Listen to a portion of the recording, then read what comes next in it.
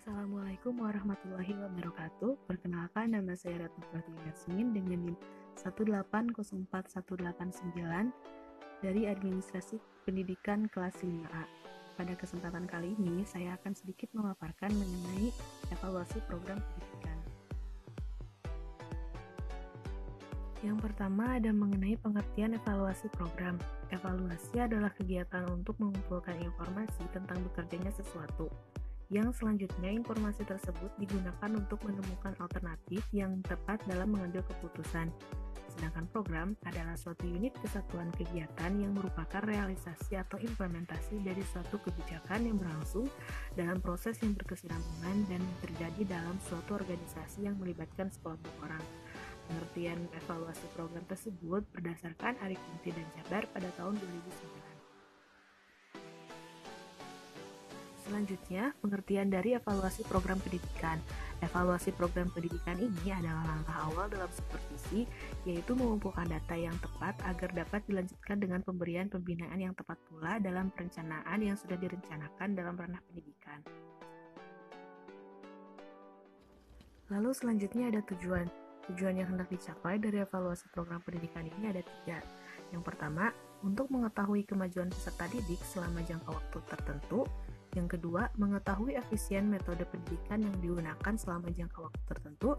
Dan yang terakhir, untuk mengetahui keberhasilan kinerja lembaga pendidikan dalam penyelenggaraan proses pendidikan dalam jangka waktu tertentu.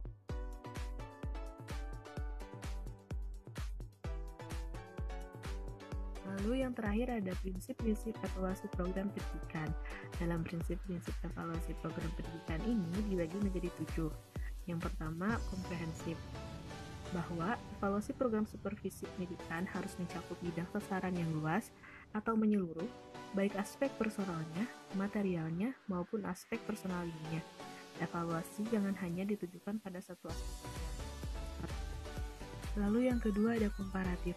Dalam mengadakan evaluasi program supervisi pendidikan, harus dilaksanakan secara bekerja sama dengan semua orang yang terlibat dalam aktivitas supervisi pendidikan. Dengan melibatkan semua pihak dalam mengevaluasi program supervisi pendidikan ini, diharapkan kita dapat mencapai keobjektifan dalam mengevaluasi. Yang ketiga, continue.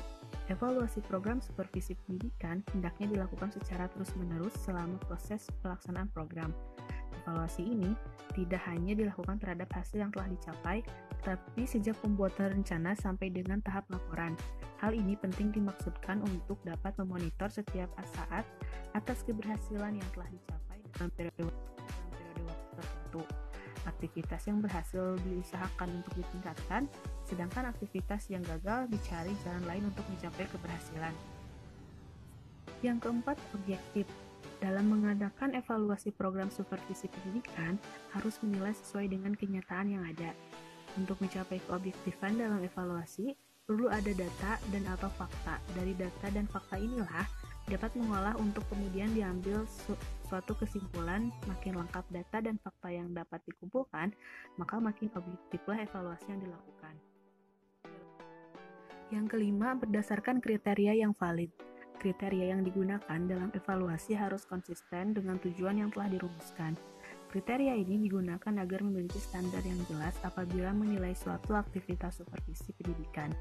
Kekonsistenan kriteria evaluasi dengan tujuan berarti kriteria yang dibuat harus mempertimbangkan hakikat substansi supervisi pendidikan. Kriteria dalam evaluasi program supervisi pendidikan ada 2, yaitu kriteria objektif yang berkenaan dengan patokan tujuan yang ingin dicapai. Tujuan inilah yang dijadikan kriteria keberhasilan pelaksanaan program supervisi pendidikan. Kedua, kriteria metodis yang berkaitan dengan patokan teknik penganalisaan hasil evaluasi, misalnya dengan menggunakan persentase, interval, kuantitatif, atau perhitungan matematis lainnya. Yang keenam, fungsional. Hasil evaluasi program supervisi pendidikan berarti fungsional apabila dapat digunakan untuk memperbaiki situasi yang ada pada saat itu. Evaluasi program supervisi pendidikan benar-benar memiliki nilai guna baik secara langsung maupun tidak langsung. Kegunaan langsungnya adalah hasil evaluasi digunakan untuk perbaikan apa yang dievaluasi, sedangkan kegunaan tidak langsungnya adalah hasil evaluasi itu dimanfaatkan untuk penelitian atau keperluan lainnya. Yang terakhir, diagnostik. evaluasi program supervisi pendidikan hendaknya mampu mengidentifikasi kekurangan-kekurangan atau kelemahan-kelemahan yang dievaluasi sehingga dapat memperbaikinya. Cukup sekian yang dapat saya sampaikan pada kesempatan kali ini. Terima kasih atas perhatiannya. Mohon maaf bila terdapat banyak kekurangan. Wassalamualaikum warahmatullahi wabarakatuh.